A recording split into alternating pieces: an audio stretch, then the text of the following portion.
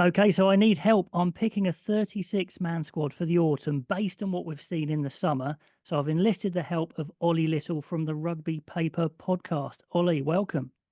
Thank you, Rich. Thank you. Thanks for having me on. I've been even before we did the podcast, I've been watching the channel for years and years. So it's quite cool to be here, having watched it, 6 years ago back at my old home. Oh, back when I had hair, you mean? And me too, to be fair. Yeah. Yeah, the Rugby Paper really good. They send me the paper every week behind. They send me a few clips to react to. So I reached out to Ollie and said, look, help. There's so many things to go through here. So I'm going to jump straight into it, Ollie, and you're here to keep me on the straight and narrow.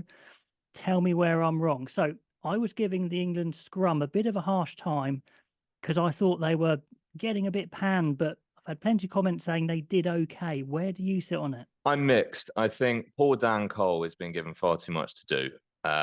Tight head out of any position from 1 to 15 is the position where we are most fallow. And the fact that Dan Cole at 307 years old is being asked to basically take the brunt of the scrummaging is probably a failure of the past 4 or 5 years to breed those tight heads coming through. I think in New Zealand, the bench overall was disappointing. Yeah, And I definitely in think we that saw second that, test. especially in that second test. We gave away a couple of extra scrum penalties. Finn Baxter obviously did fantastically. I think his scrummaging probably is superior to that of Bevan Rodd, So which again we saw. is he the best scrummager out of all of them? So on the podcast, we always say that Joe Marler is the best scrummaging prop in England, Yeah. full stop. And Joe Marler has not quite so many miles under the belt as Dan Cole. Obviously, he's a near 100 capper, so he's still got several, but he's maybe got a couple of seasons left in him. He's U-turned on retirement once already. We don't really Okay, know. so do you still take Joe Marler in the autumn? Yes, Yes. 100%. I Okay, think so. you're convincing me there. So Finn Baxter, Joe Marler. I often get accused of being a Harlequins fan. I'm not a It's particular not a fan good of start. any team, but we're picking two Harlequins straight away. But I do have a soft spot for some of their players, that is for sure. And then we've got one more spot then. Bevan Rodd, is he a good enough scrummager? He didn't lose a lot of scrums, I guess, but he wasn't really dominant. Do you go for another youngster in a Yogan? Do you go finally for Rapava Ruskin if he's fit? He's into his 30s as well. Or do you go for the youngster, the under 20s, Apoko Fajor? Those are my choices, Ollie. This is why you're here. Help me. So one name you haven't mentioned is obviously Ellis Genge. I don't know what the Oh, time sorry, frame Ellis is on Genge. his Yes, return. Ellis Genge is there as well. There, see, Obviously, this is why you're here. if fit, Genge is in, right? And I don't remember the last time I saw a 36-man squad with more than three loose heads or three No, of either prop going position. to be three. One of the names you have mentioned, who is kind of a loose head / tight head with the way he plays for Sale, is Apoku Forjaw. So he'd be in there for me as a tight head. Okay, even though he's playing loose head for The the under under 20s. 20s. He is, I think. Look, he's played tight head for Sale. He's a bit like Rapava Ruskin in that he has shown the ability to play both sides of the scrum. The difference is Rapava Ruskin is probably 10, 11 years older. Yeah. And obviously a poker forge, or if he's making waves at under 20s level, that's a pretty big sign for a prop where their shelf life is obviously, or their peak age is a lot later. Yeah. So he'd be straight in for me, straight in Okay, as a tight head. as a tight head. Okay. Now, I'm not passing the buck here. I will make the final decisions, but thank you for that. So I think I see Genge as an impact player more than a starter. I see Baxter and Marler as potential starters and Genge as an impact. Is that what you'd see it as?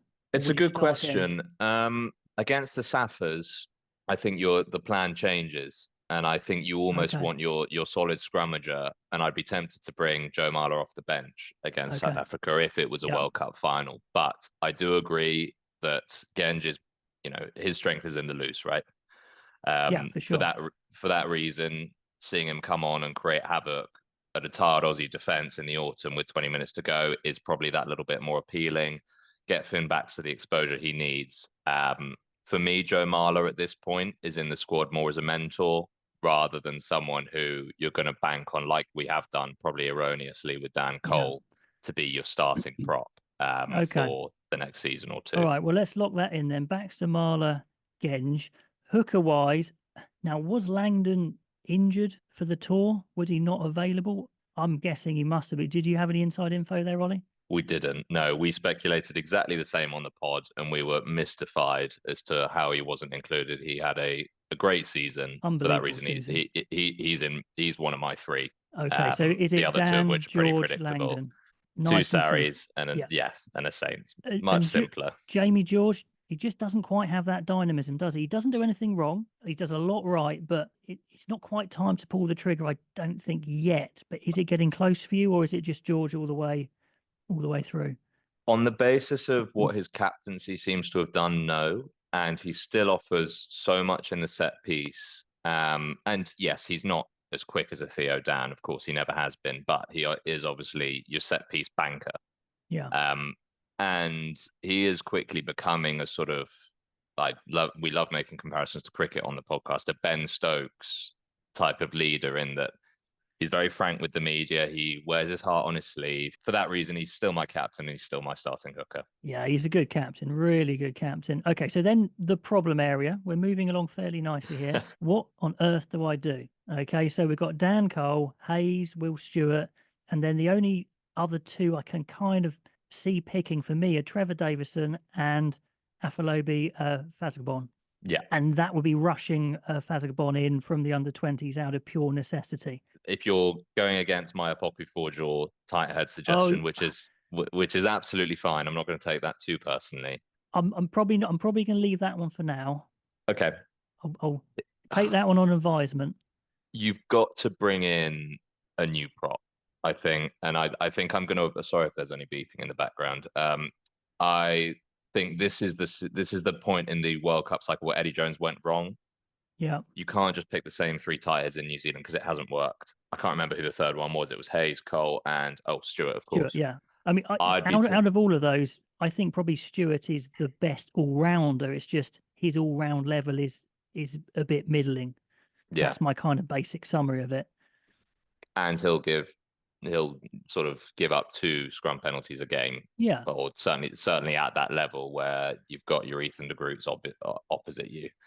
I would bring in Asogbon, but I do tend to go a little bit left field. But if you are learning your lessons from the Eddie Jones era, I think you've got to breed someone new. And if you keep Cole in for that purpose, then you do. He probably deserves a swan song of sorts. And then third tight head, I'll leave up to you. Yeah, I'm a bit less sentimental on leaving someone in for a swan song as such.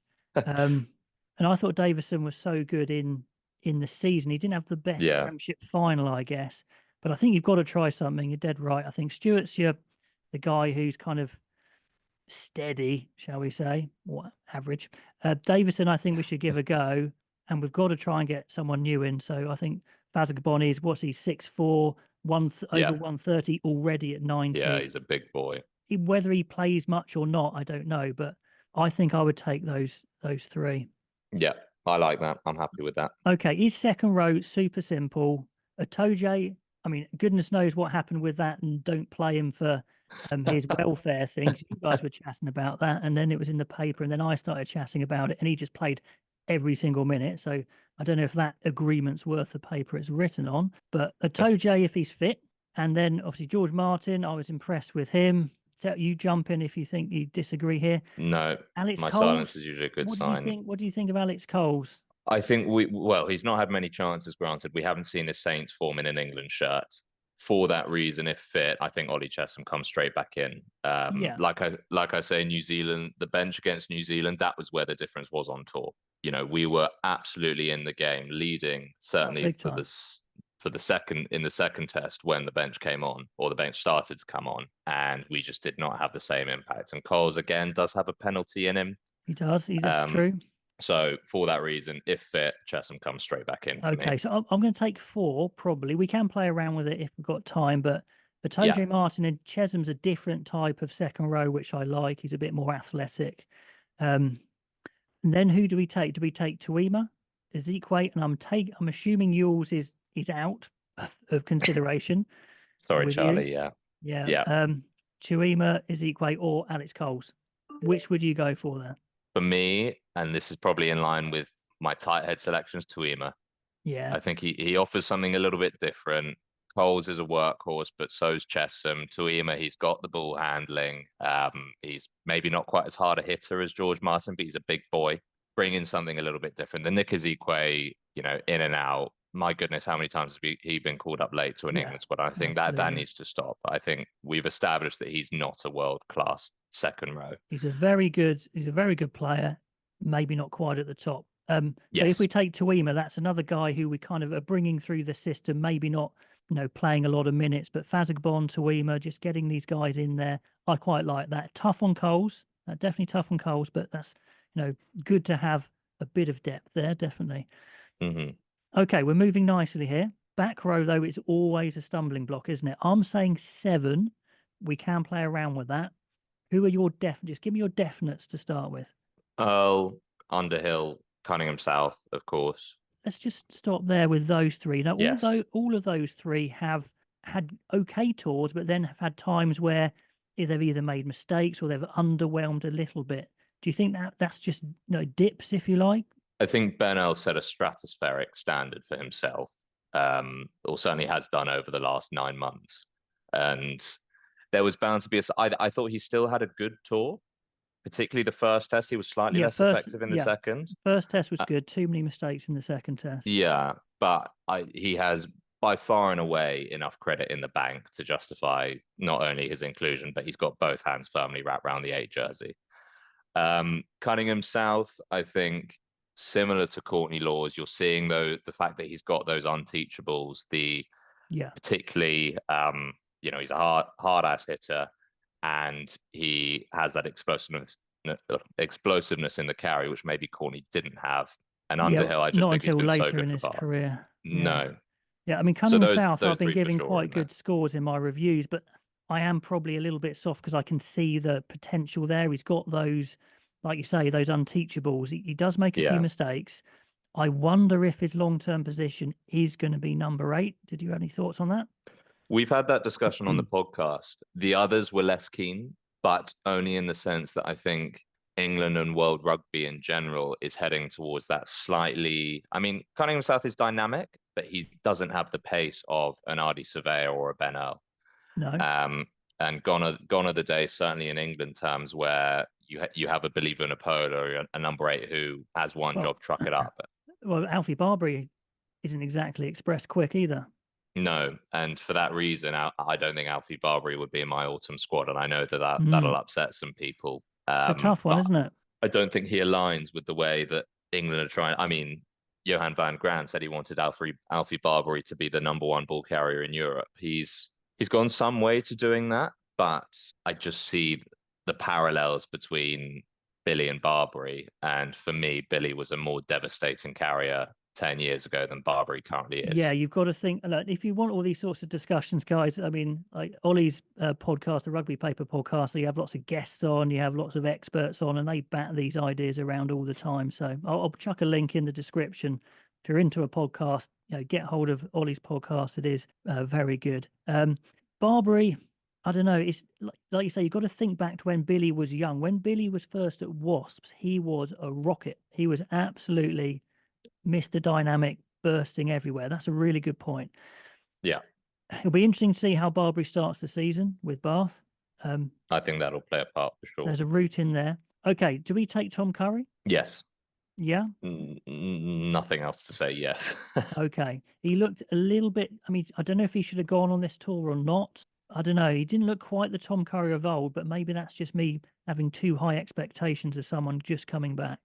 Our theory on the pod has always been he's become a little bit too focused on gaining size. And I think he's about 6 or 7 kilos heavier than when he was operating at peak Tom Curry level in 2019. Interesting. That yard of pace lost, maybe. And obviously he's coming back to full fitness, granted. But you say the Tom Curry of old. I don't think we saw the Tom Curry of old for the 2021-22 season and beyond, to be honest. That's a great point. I mean, he was asked to play 6 a lot, which requires a bit more size. Then he was, and 8, don't forget. Then asked to play 8. Yeah, it's coming to that. Yeah, it's 8, and he had to put on even more size. So that's, and then when you're rehabbing, all you can do really is hit the weights anyway. So that's a really interesting point. We need someone contesting the ball really hard, as New Zealand did, didn't we? So okay, Tom Curry 100%. Was saying yes. So that's 4. Ted Hill, do we take him? Oh, difficult one. We've got 3 more spots. He was one of the names that we were most aggrieved wasn't included on the plane to New Zealand. And I think I have to go with my podcast cohort and say that he should be included this time around. Yeah, I think 100% he should be given a try. Now, he is express quick, absolutely yes, he express is. quick. I mean, back in the day, thinking back to the 2003 World Cup squad, Richard Hill, one of his underrated aspects was he was really, really quick as a 6, and I think it helps to get you out of trouble. He would take Ethan Root's spot for me, or would you still take Roots? For me, I've never quite understood. I mean, it's only been going on for 6 months. I've never quite understood England's sort of excitement around Roots in the same way that there's excitement around Cunningham South. So he wouldn't be an immediate inclusion for me. I'm obviously happy to go with your call, but for me, he hasn't done enough in an England shirt, and I don't think he had the best season for Exeter towards the end, particularly. No, I think they like him because he's hard and he's tough and he'll like give 100%, just hard as nails, really good to coach. And I think they like that. But yeah, I think we've got to give Ted Hill a try. Then we've got 2 more spots. And if only we could give one of the spots to Jack Willis. I mean, goodness me.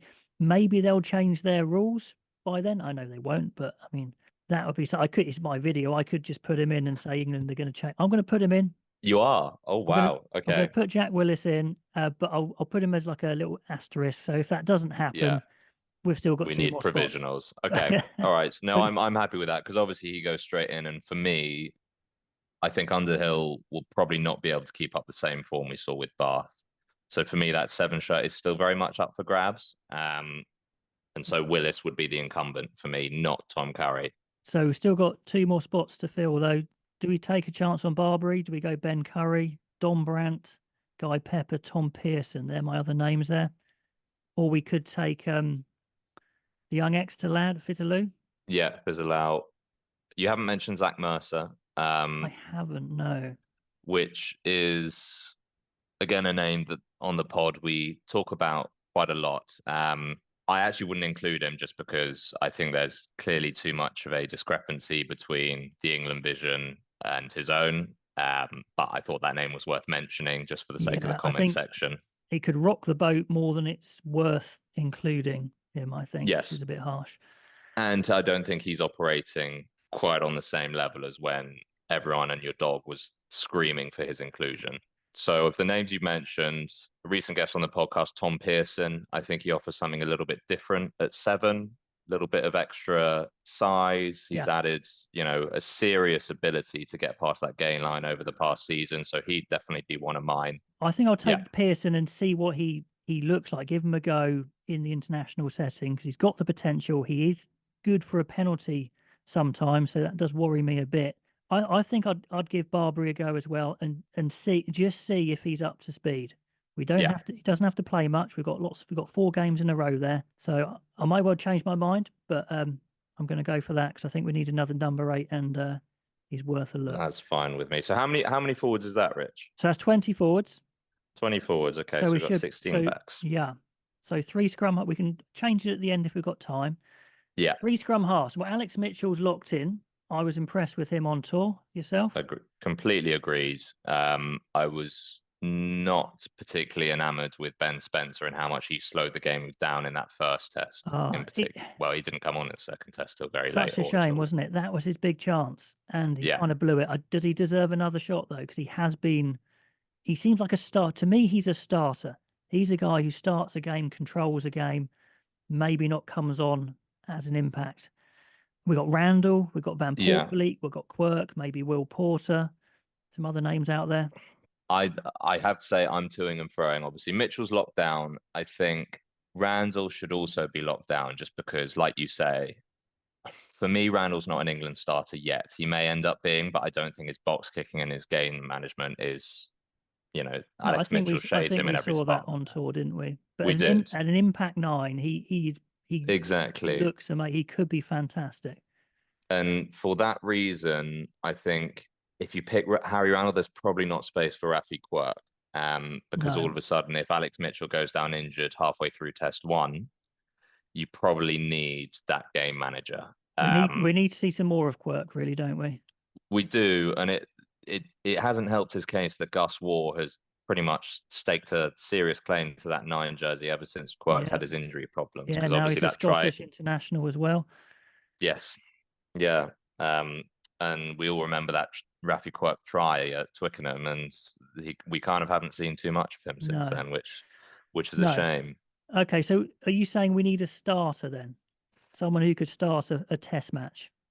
I So he's- love Will Porter. I love Will Porter, but I think you'd probably stick with Spencer just as starting cover, but he wouldn't be one of my 2 match day squad 9s. Yeah, it's a tricky one, isn't it? I mean, Van Portfleet, again, I want to see a little bit more of first. Same with those 3. Okay, so the 3 scrum halves survive. Fly half wise, does George Ford just simply come straight back in with the 2 Smiths? If I'm Steve Borthwick, yes.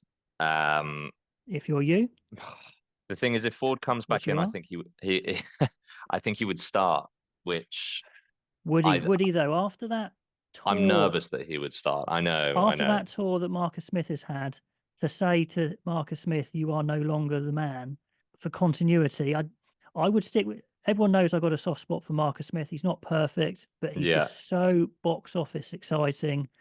He does rush his attack sometimes. Hopefully, he's learning. So I would stick with him. But I mean, Ford's a hell of a completely player. agree with you, and so would I. But obviously, Steve Borthwick worked with George Ford at Tigers. He picked George Ford throughout the Six Nations. He obviously did so at the World Cup before Farrell came back from injury. I just know that Ford's been his go-to guy for the last 5 seasons. Anyway, That's obviously not reason to not include him in the squad at all. Yeah. But anyways, for the squad, Smith, and Ford. Yeah, those would be my 3. Yeah. Okay. Would. No problem. If we were to go with 2 fly halves, then would you drop Finn Smith down? Tough one there, huh? Tough one. I could see him going for 2, given that Henry Slade as a vice captain is almost guarantees to be included. Yeah, Furbank can play 10 as well. Exactly, and I think long term, and I'm sort of veering towards the 4-year cycle frame of mind, and I don't see George Ford being there in 2027 personally. So Yeah, for that reason, I'd love to think see the so. 2 Smiths stay. Oh, right. Okay. So okay. Well, we've got all 3 in for now. Let's see if we run out of spaces and we might have to wax one. Centres wise, we only saw Lawrence and Slade. We essentially have no power 12, so I would stick with Lawrence at 12, even though he isn't perfect. But I'm guessing Lawrence and Slade go again. Then I'll read you some names. If we're going to take 4, we've got Dingwall and Northmore, who obviously went on a little holiday and did a bit of training, but didn't play.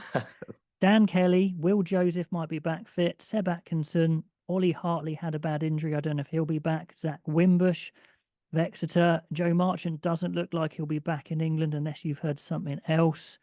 And maybe Tommy Freeman as a centre. Centres, this is going to be my hottest take of the whole sort of episode. Okay. We saw, and we've said, listeners of the podcast won't be surprised at the names that's about to come out of my mouth, but we saw at the weekend that Freddie Stewart doesn't have the speed to play 15 with the way England want to play, especially against a team like New Zealand, where they're quick on the counter attack. They obviously look to get the ball into spaces out wide. Stewart was caught on the turn probably 2 or 3 times in defence. Oh, absolutely. He was struggling to get back when Bowden Barrett was chasing him. But Freddie Stewart, and that we made the Jamie Roberts parallel probably 2.5 years ago now. Yeah. Who started his career at fullback. He didn't have that express pace, 6'5", 105 kilos, not to say, and I could see Stewart filling out his frame a little bit more. We have been clamoring for him to be given a go at 12. Okay. And then allow Ollie Lawrence to play in his favoured position and his actual position, which is a 13. I'll give a counter take on that. I 100% see that point. Yeah. And we've talked about this on my channel before with maybe Ben Earl slotting in there occasionally. I'm not sure Freddie Stewart has the pace to play centre. Especially if you're defending and drifting. But it would be an interesting thing to see, and I'd like to see him. I think he'd have to play there for club. Yeah, Tigers first. for sure. So I wouldn't take him as a 12. Would you take him as a 12 in your squad then? Yeah, I would. Okay, on the basis that he has a couple of run outs for Tigers at 12. Okay. I think I'm right in saying he played centre growing up.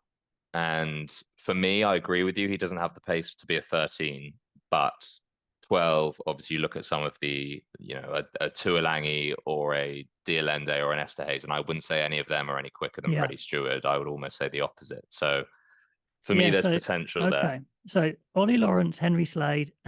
I'm taking Tommy Freeman as a centre who can play on the wing as well as a third. And that would leave space for Freddie Stewart. I'm not putting him in because I'm having the final say here and it's my mistake to make. So I'm sticking probably with Dingwall as the only other 12 option that I see. Okay. But there is space for him there, isn't there? There's 100% space for someone like that. It obviously pains me that you've not taken the suggestion on board, but it is a very, very left field one. I'm happy with Fraser Dingwall. I'd have to see him play for the Tigers first there. I would worry that his agility side to side actually might not be good enough in the centres. I may be wrong. Okay, wing wise, we've got 4 wing and 2 full back slots, so we've got 6 to pick from. So Feiwa Busu, were you impressed with him? Yes, very much so. I think he's got that X factor. We spoke about Cunningham South, got those unteachables, and he just appears to have that instinct. Even with the crossfield kick, you just saw him immediately. One, you catch the ball, which is obviously a tough enough skill as it is, but 2, he had the awareness to catch and immediately cut in, and then dive over. So he's first involved. Name in there for me. He's always in the action. I love that. He loves tackling. He's probably not actually the quickest straight line. So we've got 3 other wing, but he's in. Freeman's already in as a centre / back 3. So we've still got 3 slots. Do we take Roebuck and Slightholme again? I'm set on Slightholme. I think he was England's most impressive bench player over the whole tour, and that was just from his 15-20 minute cameo. And he would solve the problem of having an express pace winger, which we haven't had for a while, which would be great. And he is very, very powerful. Absolutely. So he punches above his weight. For me, not only would I include him in the squad, I'd love to see him start at least one of the 3 first tests. Yes, indeed. Not just the Japan test at the end. We've got Elliot Daly, Caden Murley, Joe Thokanasiga, Will Muir, as maybe some other names I've popped down there. Anyone else for you? The thing is, for the wing position in the Gallagher Premiership has been so changeable form-wise that I think this is where the start of the season will have most bearing. Caden Murley, everyone was clamouring for him 2 seasons ago when he finished top of the Premiership try-scoring stats. He didn't have quite as big a season, and now all of a sudden people have gone a bit quiet. Joe Thokanasiga had a fantastic first half of the season with Bath last season, and then again went a little bit quiet. I would love to see Roebuck given another chance because I think he's probably been the most consistent performer. Yeah, and I think I'm with that because especially if Tommy Freeman is having a slot at 13 sometimes, he's your other high ball winger, Roebuck is. So I like that. So, okay, those 3 in. One more, and I will go with whoever you say because I didn't give you Stewart. I was about to say the same. I will go with whoever you say for the last one. Well, look, I mean, I like a personal touch, and Caden was one of the first ever guests on our podcast, and he was an absolutely wonderful guest. And he still did have a good season last season, and he probably has been treated a bit unfairly over the years, and probably has deserved more shots than he's got. So I'm going to go with Caden Murley as my last winger. Yeah, that's an exciting mix. You've got a Feiwa Busu, all power, working in off his wing. Roebuck, the big lad. Slightholme and Murley, the pace. It's proper dangerous wingers there. 2 fullbacks. Last few minutes here. We've got Joe Carpenter, George Furbank, Freddie Stewart, Josh Hodge, Ben Redshaw as some names in there. Furbank, I'm guessing, is a definite. I was so impressed with him. He just well done to him working on his game and just coming back from his first England disaster cap with those sorts of performances. Yeah, couldn't agree more. And we saw how much he was missed in the second test as well. Oh, wasn't he just? Who would be your second fullback? I think having been a bit adventurous with my centres and wingers, I think you stick with Joe Carpenter. Again, maybe slightly contingent on form. Josh Hodge would be my other genuine contender, but Joe Carpenter, another former guest of the podcast, and I promise I'm not just going for former guests. No, I'm But 100% with you because he is a similar sort of player to Furbank, and yes, you wouldn't miss out on anything. They're quite similar players, and Hodge still has to prove he's makes the good decisions. He's reliable at Premiership level first, I'd say. yeah, completely agree. So I think Carpenter's pretty locked in for us. Okay, we've done it. We have done it, Ollie. We've got We our did it. 36-man squad. It would be amazing to see if we would change that much when it comes to picking the squad in the autumn, depending on form, of course. But yeah, let me know what you'd think of that squad down below, guys. Who would you change based on what we know now? What have we got right? What have we got wrong? And if you're interested in picking up an interesting rugby podcast, get hold of the Rugby Paper Podcast. I'll pop links down below, but it's available on all podcast platforms, as they say, Ollie, I'm sure. It is, yeah. And we've got Skulk Brits coming on this afternoon. Although you're releasing on Saturday, aren't you? So Yeah, it'll be a few days out. So he'll be but reacting to that'll obviously. serve you right for missing out on that one. Yeah, exactly. So he'll be reacting to the Frawley drop goal and everything from that. So do tune in if you want to. Brilliant. Awesome. Thank you, Ollie. And we'll catch you guys next time.